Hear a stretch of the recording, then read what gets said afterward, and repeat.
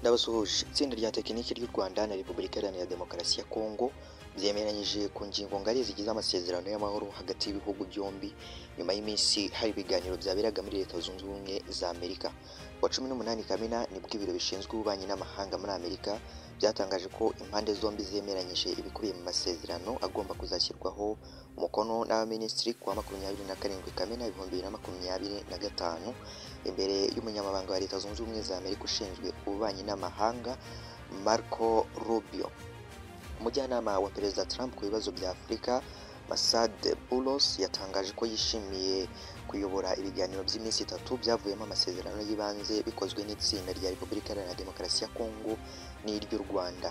Mu cyumweru gitaha twiteguye kwakira ba minisitiri w'ububanyi n'amahanga mu isinywa ry'amasezerano ku wa 27 Kamena imbere ya Marco Rubio. Twese hamwe tugamije kugera ku mahoro arambye n'ituze mu karere. Itsinda rya tekiniki ryigaga kuri aya masezerano y'impande zombi yari hagarariwe n'umunyamabanga wa Amerika ushinzwe politiki ya Afurika Alison Hooker.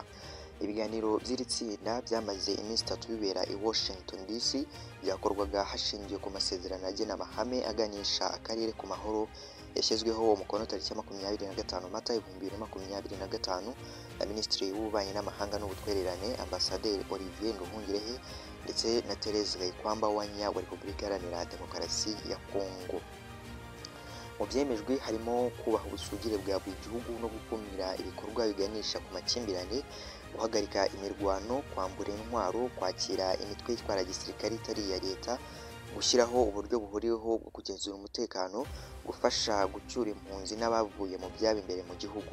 Amerika yavuze ko leta ya Qatar yitabiriye ibiganiro byagejeje kuri aya masezerano y'ibanze yagezweho kugira ngo bijyane n'ubushake bw'ibihugu byombi, we na Amerika ndetse na Qatar, bw'ibiganiro bigamije kugera ku mahoro. Ibiro bishinzwe ububanyi n'amahanga bwa Amerika byavuze ko uruhande rwa Repubulika Iharanira Demokarasi ya Kongo n'u Rwanda byishimiye umusanzu n'uruhare rwa Leta Zunze Ubumwe za Amerika na Qatar nk'abafatanyabikorwa mu kubona igisubizo mu mahoro. Ni mu gihe ku munsi w'ejo kuwa gatatu ubutegetsi bwa Repubulika Iharanira Demokarasi ya Kongo bwaragaragarije ishami ry'umuryango w'abibumbye rishinzwe impunzi ko butifuza ko abanyarwanda bafashwe bugate n'umutwe w'iterabwoba FDLR bataha. Muri Gicurasi 2025 u Rwanda rwakiriye abanyarwanda bagera ku 2500 bari barafashwe bugwate na FDLR mu bice bitandukanye by'intara ya Kivu y'Amajyaruguru kuva mu myaka myinshi ishize. Iki gikorwa cyo gucyura abanyarwanda cyagizwemo uruhare n'ishami ry'abibumbye rishinzwe impunzi ryabacumbikiye mu nkambi yo mu mujyi wa Goma n'abaherekeza. Abanyarwanda bakijya mu Rwanda basobanuriye itangazamakuru ko bari babayeho nabi, bagaragaza ko bishimiye gutaha mu gihugu cyabo bagatanga umusanzu mu iterambere ryacyo. Uwitwa Nibishaka Marcel ni umwe mu batashye aho yagize ati biranshimishije kuko nari ngiye kuzasaza ntabonye gakondo yanjye, nishimiye kuba ngarutse mu gihugu cyanjye.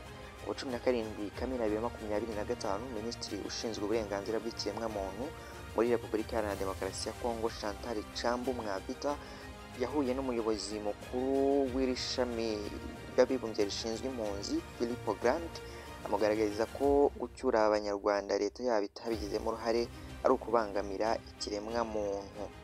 Minisitiri Mwavita yagize ati naje kuvugira abantu bo muri Kivu y'Amajyaruguru na Kivu y'Amajyepfo bazira kurenga gukomeye ku burenganzira bw'ikiremwamuntu. Ndabasaba ko igikorwa cyo kubohereza cyahagarara mu gihe leta ya Repubulika Iharanira Demokarasi ya Kongo yaba idahari. Nk'uko Minisiteri y'uburenganzira bw'ikiremwamuntu ya Repubulika Iharanira Demokarasi ya Kongo yabitangaje, Mwavita yabwiye Philippe Grant ko iri shami rishinzwe impunzi ritakabaye rikorera mu bice by'intara ya Kivu y'Amajyaruguru ndetse na Kivu y'Amajyepfo bigenzurwa n'ihuriro AFCM 23.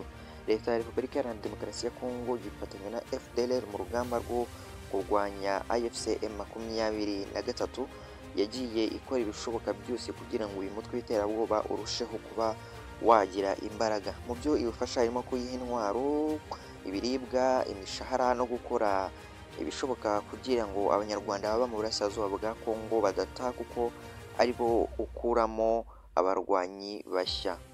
Naho umuvugizi wa Minisiteri y'Ububanyi n'Amahanga y'Uburusiya Maria Zakharova yavuze ko Leta Zunze Ubumwe za Amerika zifite ibibazo byinshi bikomeye imbere mu gihugu kandi ko Perezida Donald Trump ariwe mutegetsi wa mbere w'icyo gihugu mu myaka myinshi ishize wemeye ku mugaragaro ko ibyo bibazo bihari.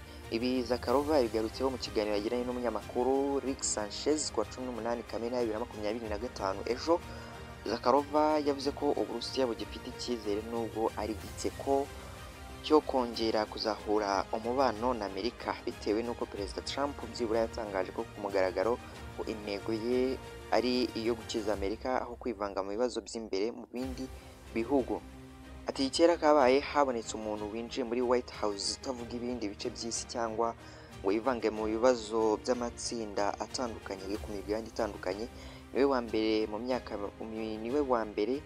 mu myaka myinshi ubwiye abanyamerika ndetse n'isi yose ko Amerika ifite ibibazo bikomeye cyane bisaba gukemurwa.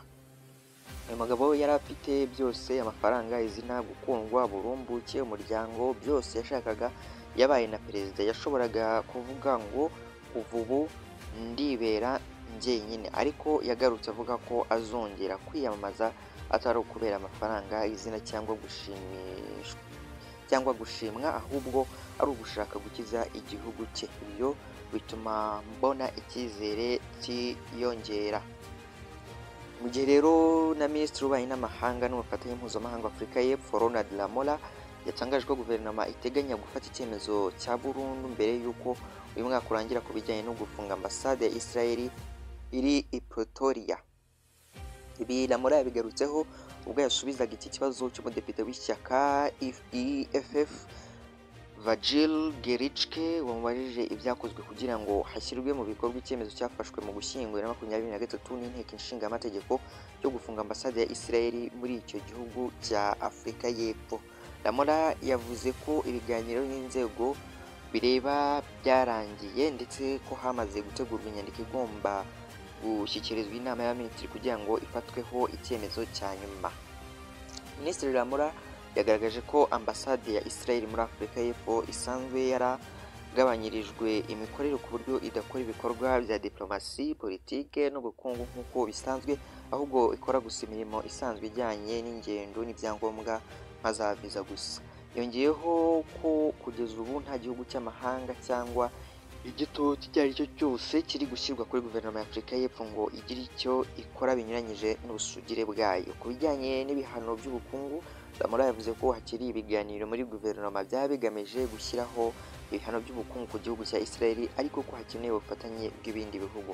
Yasoje yibutsa ko Afurika y'Epfo ikomeje gushyigikira igisubizo cya leta ebyiri hagati ya Israel na Palestine, ashimangira ko bifuza ihagarikwa ry'intambara, ko imfashanyo z'ubutabazi zigera ku baturage ba Gaza n'uburenganzira bwa Yorodani, ndetse no gutangira ibiganiro bigamije amahoro arambye.